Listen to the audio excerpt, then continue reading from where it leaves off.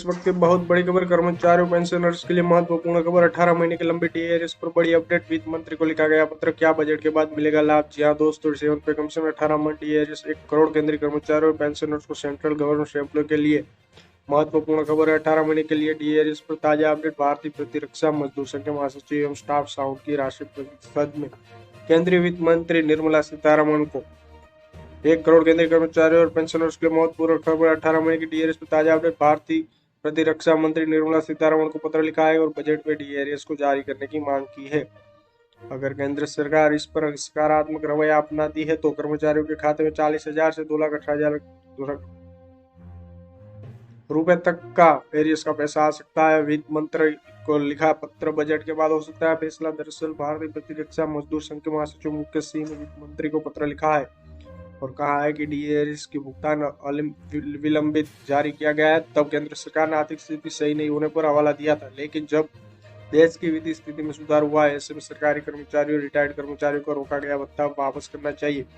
सरकार को यह बात ध्यान में रखनी होगी कि कोरोना काल के चुनौतीपूर्ण समय के दौरान सभी कर्मचारियों और सेवानिवृत्त कर्मचारियों को अपना योगदान दिया था। संघ ने मांग एक की है कि सरकार को अब 18 माह के डीएआरएस का जारी करना होगा।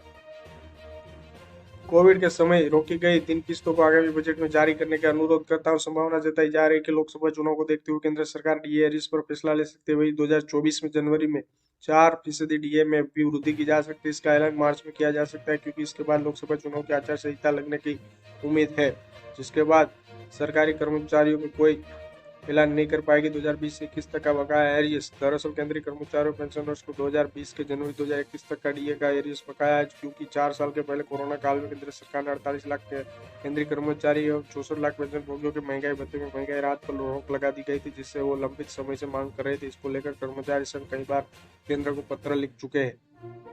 बीते साल खबर आई थी कि 1 फरवरी 2023 को पेश होने वाला बजट सत्र 2023 में इस पर फैसला हो सकता है या इसकी राशि में आवंटन पर कोई जानकारी दी जा सकती है, लेकिन ऐसा नहीं हुआ।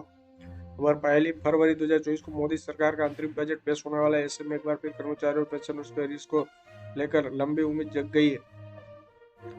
संसद में केंद्रीय कर्मचारी ने दिया है जवाब। बीते साल केंद्रीय मंत्री पंकज चौधरी ने डीआरएस के सवाल पर लिखित में जवाब देते हुए कहा कि केंद्रीय कर्मचारियों और पेंशन भोगियों को डीआर की 3 किस्तों का एरियस दिए जाने की कोई योजना नहीं है।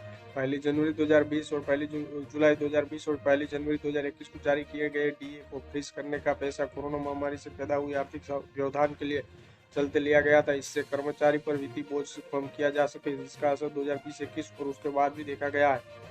बकाया डीए का एरियस 2020-21 के लिए जिसे देना उचित नहीं समझा गया। अभी भी सरकार का वित्तीय घाटा एफआरबीएम एक्ट के तहत किए गए लेवल से 2 गुना है।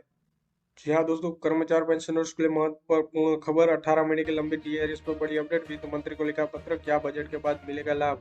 जी हाँ, इस वक्त बहुत बड़ी अपडेट निकल के सामने आई है। सभी केंद्रीय कर्मचारी, राजकीय कर्मचारी, पेंशन भोगी और भूतपूर्व जवानों का हार्दिक स्वागत है आपकी अपनी भरोसेमंद यूट्यूब चैनल में। इस वक्त की बहुत बड़ी खबर निकल के सामने आई है। केंद्रीय कर्मचारी और पेंशन भोगियों की होगी बल्ले बल्ले।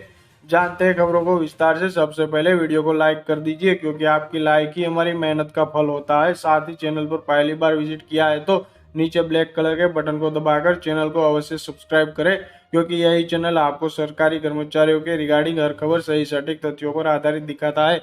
ऐसे में ज्यादा समय ना लेते हुए अब तक की जान लेते खबरों को विस्तार से। बड़ी खबर की बात करें तो इस वक्त